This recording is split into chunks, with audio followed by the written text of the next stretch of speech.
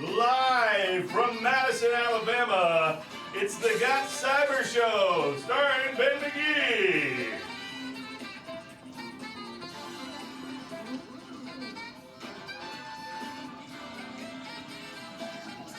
Oh, wait, I'm in the wrong set?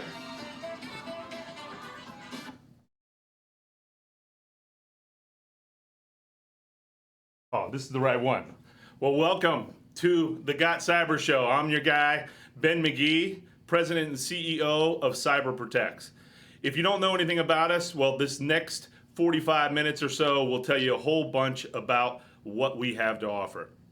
Here at CyberProtex, we do cybersecurity training of the advanced kind. So hands-on and technical with labs for you to be able to go and hunker down and play around with different tools.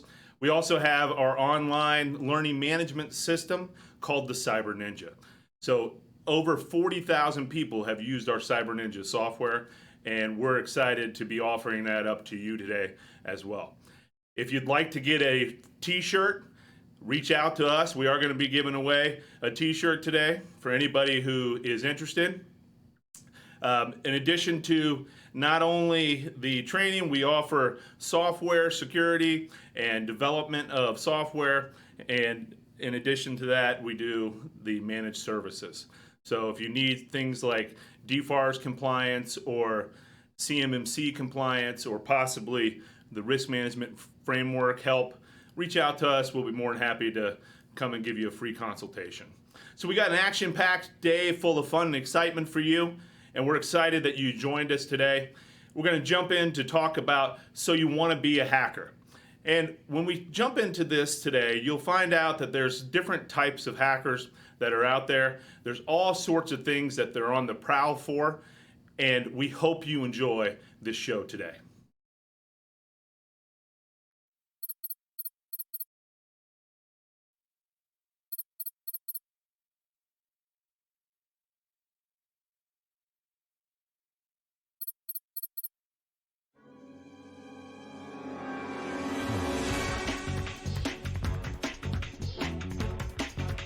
A lot of people ask us what tools we need to use in order to become an ethical hacker. Well, it's important that you receive permission first, and we've already talked a little bit about that today. But some of the different phases of an ethical hacking or penetration test will involve the following. Things like scanning, being able to gain access, maintaining access, and then clearing your tracks. Each one of those can be broken down a little bit further.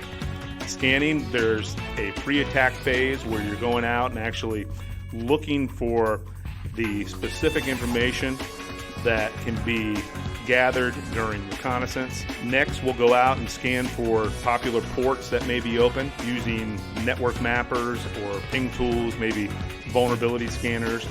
And then we'll try to extract as much information like live systems, ports, operating system details, or systems uptime.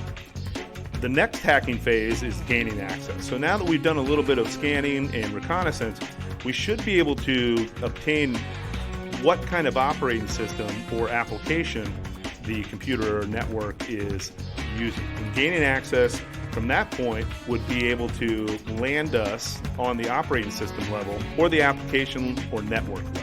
From there, we can try to escalate privileges to obtain complete control of the system. And from that, we need to be able to use password cracking techniques, maybe buffer overflows, denial of service attacks, or things like session hijacking. Once we're on the system, then it's time to see how can we maintain access. So can we gain ownership of the system? If so, then can we plant a way to phone back to us, like a backdoor or a rootkit or maybe a Trojan? From there, maybe we can upload or download or maybe manipulate any type of data, applications, or configurations that are on the owned system that we have with the intent that we can launch further attacks. And then finally, the last phase that we're going to jump into really quickly is the clearing of tracks. What can we do to make sure that we don't get caught? Again, from an ethical hacking standpoint, how can we hide the malicious acts? How can we make sure that we continue to have access to the victim's machines and remain unnoticed? And from that, be able to find out where the logs are, to either suspend or overwrite the logs to avoid any type of suspicion. So one of the most popular ways that you can do footprinting is through using search engines. Asking Dr. Google to extract information about a target, like what type of technology platform it's using, employee details, maybe looking for login pages. You can go in and actually use Google in an advanced search operation and be able to get complex queries to be able to find, filter, and sort specific information about a target. So using search engines is definitely a great tool for an ethical hacker. Another easy way that an attacker will go out and gather information about a target will be on social networking sites, things like Snapchat, Instagram, Facebook, and the like. We can also go out to places like Twitter and use tools like PIPL, Intellius, or Spokio to allow us to gather intelligence on a target. One of the easiest ways for us to find information about a company when we're going through and been paid to do an assessment on that company is to go out to their job site to see what exactly are the jobs that they're looking for. Is there any hardware listed? What about software? So going out to different job websites like Indeed.com, Career Builder, Dice, LinkedIn, or Monster is definitely something to think about when you're going through footprinting a network. We can determine the operating system using tools like Netcraft or Shodan or any other things that may be available within the Kali Linux distribution. If you're not familiar with that, you can check out one of our other courses. If it's a website that is interesting that you want to find out information about, you can use tools like Burp Suite or Peros Proxy, maybe something like Firebug or WinHT-Track to download the entire website. If scanning wireless networks is in the mission, then you can use net scanning tools like SuperScan or OmniP, things like Megaping or IP Scanner, maybe Fing or HackCode on Google, Xanti, Csploit, FaceNif, and PortDroid are other things that you can look at as well. Really, some of the best tools in the tool belt are tools that can help with cracking passwords, escalating privileges, executing applications, hiding files, and then covering our tracks. With cracking passwords, that's one of the reasons why you hear people always tell you to try to have a robust password. So password cracking tools like Kane-Enable, Windows Password Recovery Tool, Hashcat, and others. Finding vulnerabilities and exploiting the vulnerabilities allows you to remotely execute applications like things like keyloggers and other things that can dial back to you. Maybe you can implant spyware or drop a rootkit, but usually it requires us to get somebody to click on something. Once they've clicked on the malicious payload, then the attacker gains access to the system and can release the hounds.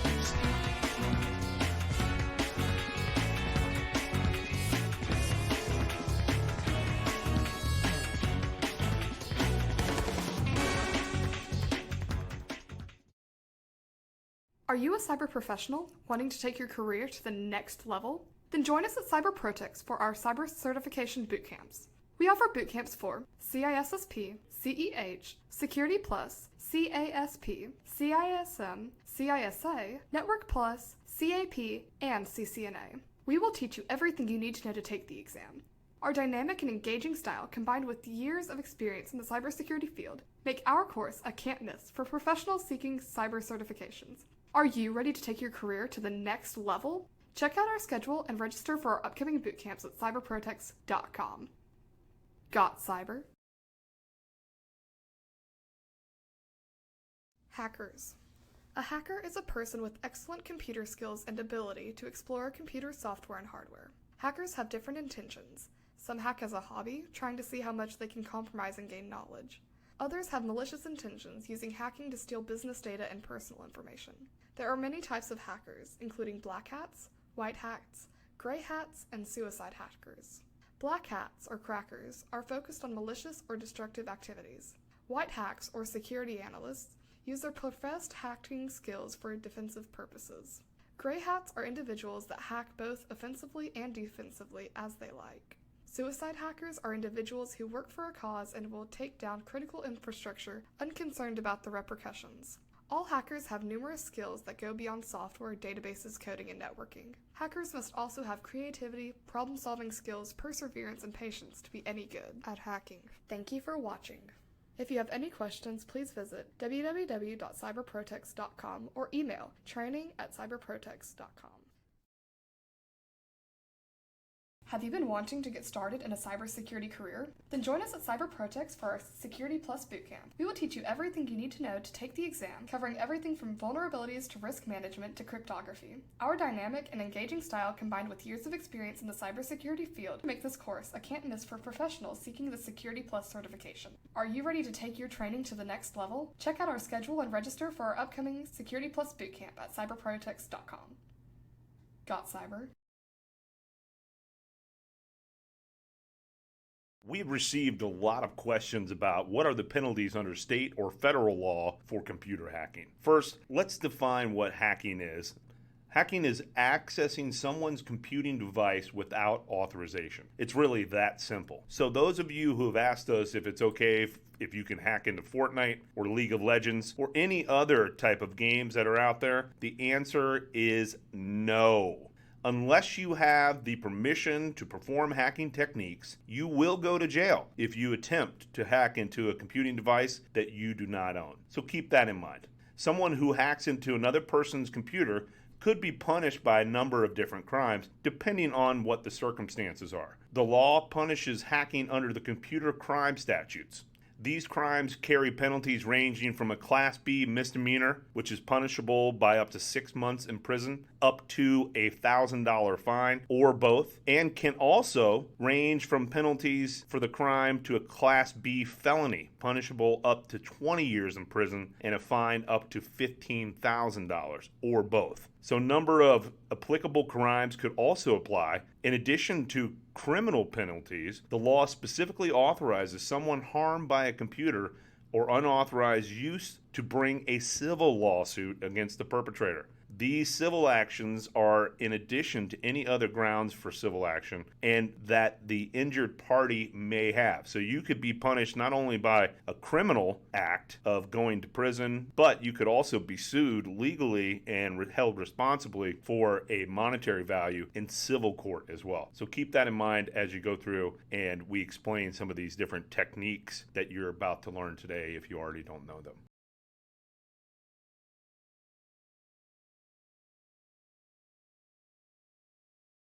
Are you a cyber professional waiting to take your career to the next level? Then join us at CyberProtex for our CISSP Bootcamp. We will teach you everything you need to know to take the exam, covering everything from disaster recovery planning to security models to PKI. Our dynamic and engaging style combined with years of experience in the cybersecurity field can make this course a can't miss for professionals seeking the CISSP certification. Are you ready to take your career to the next level? Check out our schedule and register for our upcoming CISSP Bootcamp at CyberProtex.com.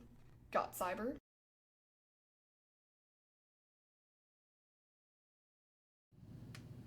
So this next segment we're going to call Hollywood versus reality, where we play a video of either a movie or something that we see on TV, and then I'm just going to give you some comments based off of my expertise in the cybersecurity field.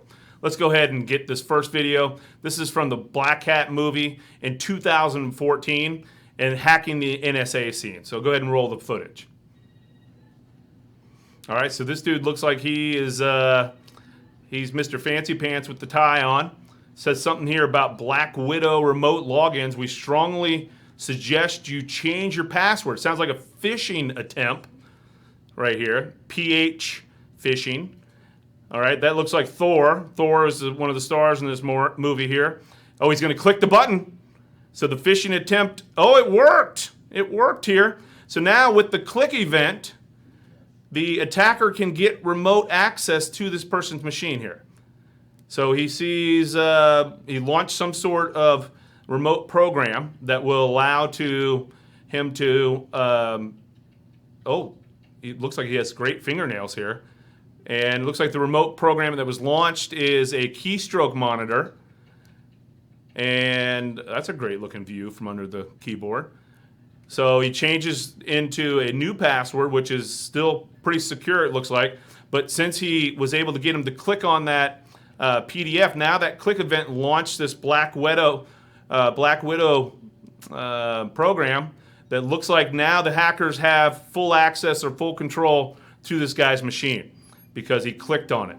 So that's kind of interesting. That looks like it could be real. We get a lot of people in the penetration testing or vulnerability assessments that we do a technique called phishing, where we'll actually attempt to get people to send or click on emails that we send out to them that are very attractive emails. So that seems like it's mostly real. Whether or not that would actually happen with the NSA, that would be the big question. All right, what's next?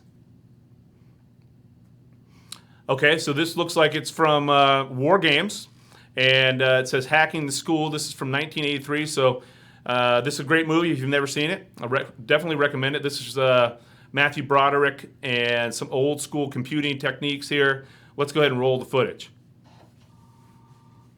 You're really into computers, huh? Yeah. Oh, so he's got a floppy disk here. That's what we used to use back in the olden days. Oh, and he's using his, looks like a 56K modem here that we had to use in order to dial into the internet. And then that, oh, he looks like he's already got access to the, oh, my goodness. He's using a pencil. The user password is pencil for whoever enters the grades into the computer. That's not a strong password. Looks like he's typing in his student name here. Let's see what his grades are. Oh, boom. Those are ugly grades. I don't think that I deserved it. Do you? Oh, he's got an F in something. Oh, in biology too. Oh, he changes it to a C. Okay, well, how realistic is this right here? I don't know. I think that there's a lot of different things that you would need here in order to make this magic happen.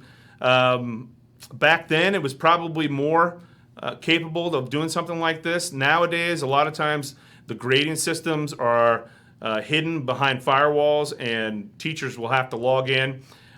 Typically, teachers use strong passwords. So you'd have to know where that new system is, like in everyday schools that you attend or your kids attend. We'd have to know where that server is. We'd have to know user IDs and passwords if we were trying to use this technique. Or we'd have to know what type of vulnerabilities that server has in order to try to attack and see if we could actually get at it. And then we'd have to, like it's NCIS, a popular law show. And it says hacking, so looks like we're going to... Oh, it's major. Oh, he put in there. If you have an intrusion or a breach in your firewall and you can afford an intrusion, exactly what the issue was, but her machine seemed like it was going absolutely insane there with all sorts of crazy stuff popping up on there. So that could actually happen in real life, would it? If you don't have a firewall, if you don't have an intrusion detection system, then you probably wouldn't see any alerts coming. Oh, 2 strikes now, white hats. 1 more strike, and the black hats can steal. What are the common targets that hackers look at? My house? Show me my house! Oh, I'm so sorry. You have 3 strikes. Now the black hats can steal if they answer correctly. Black hats, what are the common targets for hackers? We think it's guess or luck. Okay, show me guess or luck. Yeah, you win, black hats, you win. All right, what were the other 2 answers up there on the board? Misconfiguration, of course. And the last one? Weak passwords, of course. All right, well, we hope that you enjoyed this Family Feud Cybersecurity Edition. Thank you to the white hats and the black hats for participating today. We hope to see you next time here on Cybersecurity Family Feud.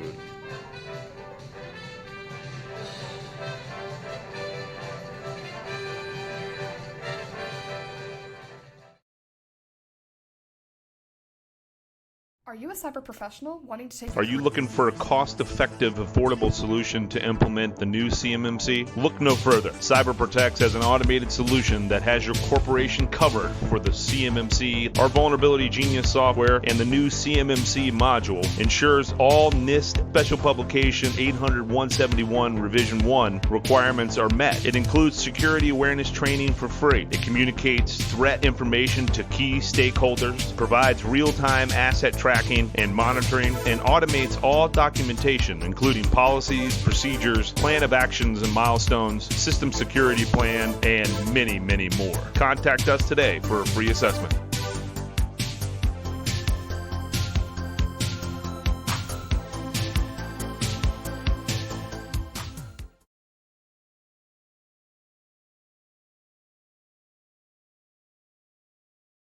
Well, thank you for attending today. We hope you enjoyed it. Again, I'm Ben McGee. You can reach out to me if you have any questions or concerns on anything that you've seen today, or maybe you want to take some training, or you need help with some software, or just with risk management in general. Again, if you're not authorized to attack or try to hack into somebody's system, there are penalties for that, and you will go to jail. So do not hack or attempt to hack gaming servers or corporations or the like if you do not have permission to do so. We hope you enjoyed the video. We'll see you next time on the Got Cyber Show.